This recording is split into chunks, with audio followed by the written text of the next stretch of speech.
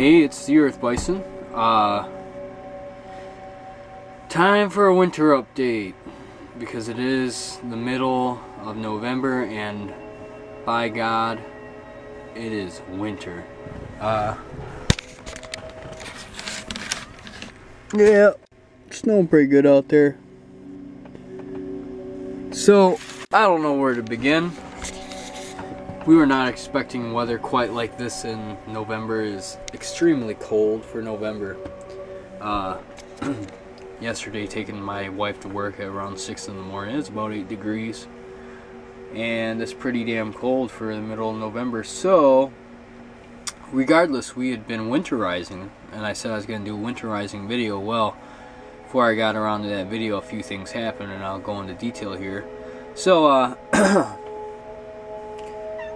we take all the necessary precautions. Let me just come out and say it. My gray water tank froze. My water pipes, my water lines froze. And on top of it all, I'm sick with some kind of sinus infection or cold or something. And today I'm feeling way better than I did the past couple days. About 2 nights ago I was fighting with 102-degree fever all night. So yeah, it's been a good time. I'm having fun actually. This is different. Talk about adventure, right?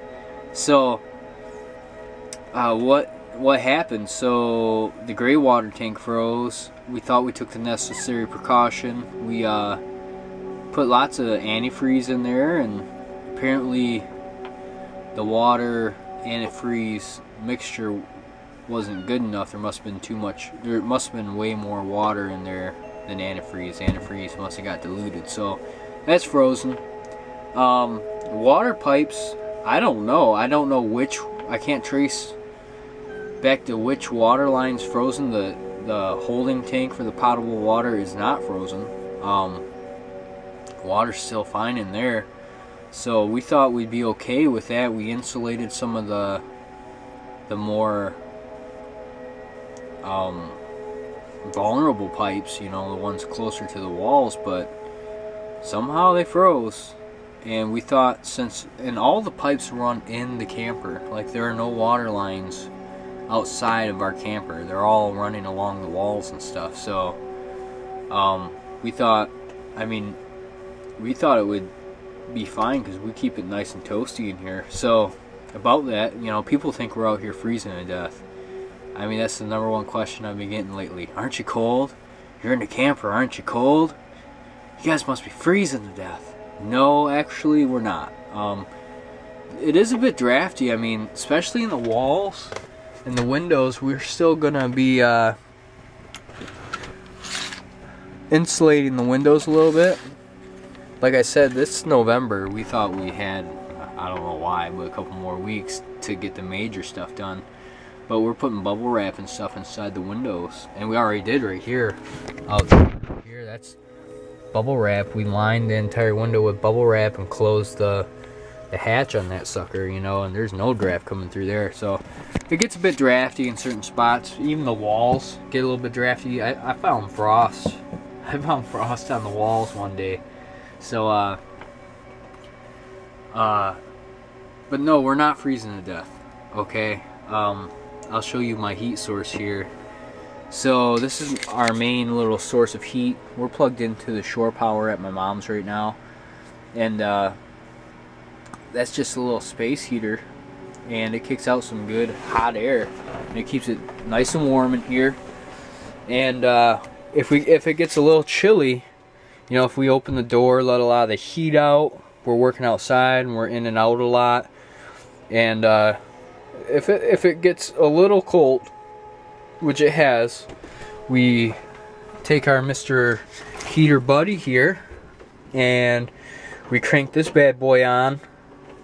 And we've only gone through one pound of propane so far, but this thing kicks. Like, this thing obliterates any kind of chill that we have in here, and we can only run it for like 10 minutes before it gets too hot in here.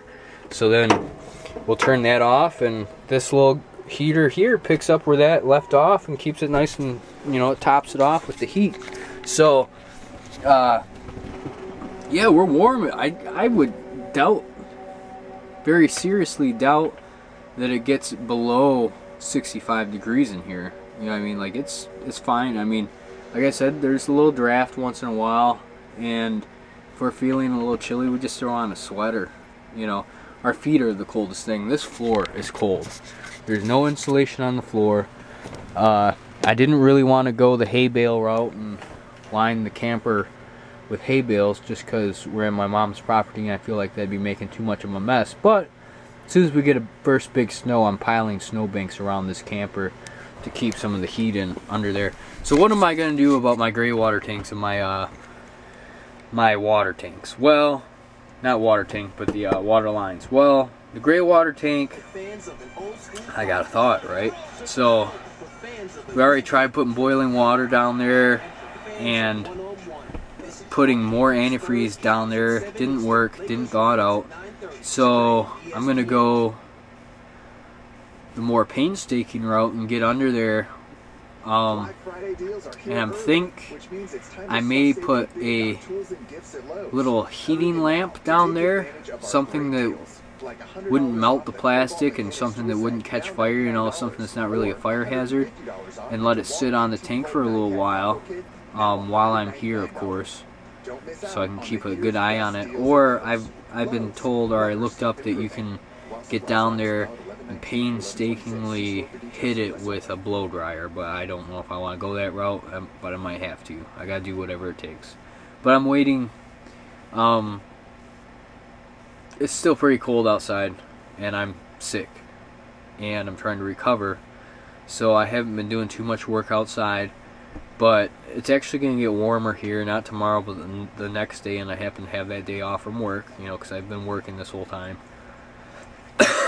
And so that's the day. I mean, I'm supposed to get up into the 40s that day, so that's my day. That's when I'm going to do it. If it doesn't thaw on its own, you know.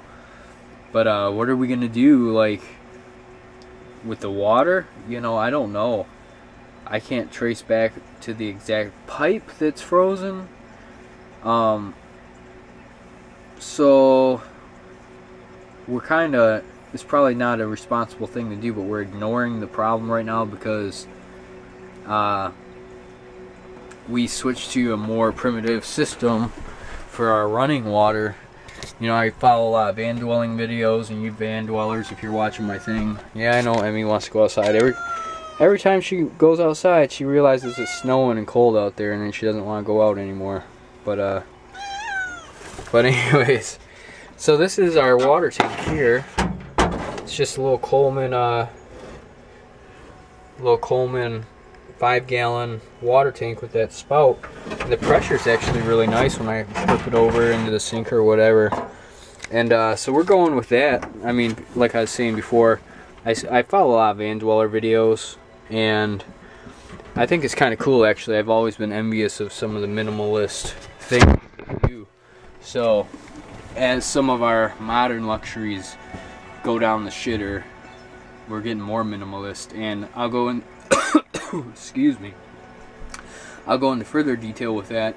With our toilet, we're actually going to be getting rid of our toilet in the black water because we're fucking sick of it, excuse my French, and we're going to a composting toilet, a homemade composting toilet. And I made my own design using a 5-gallon bucket. It's not my own design, I modified all those other 5-gallon bucket designs, but we're lining it with compostable bags, doing number 2 inside the compostable bags with some peat moss, and I have a little homemade urine diverter that I'm going to be putting into effect as well. So I'm definitely doing videos on that. I know I've said I'm going to be doing a whole bunch of videos, but it's been pretty crazy.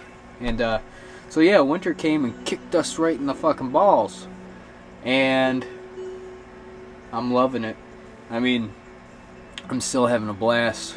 I'm not just sitting around experiencing the same thing I've experienced my entire life. This is something entirely new, entirely different. So yeah, that's my situation right now, and I'll keep you updated anyone who's interested, I'll let you know how the whole gray water tank and everything goes, and definitely doing a video on our composting toilet and that process. So, alright, adventure on, brothers and sisters.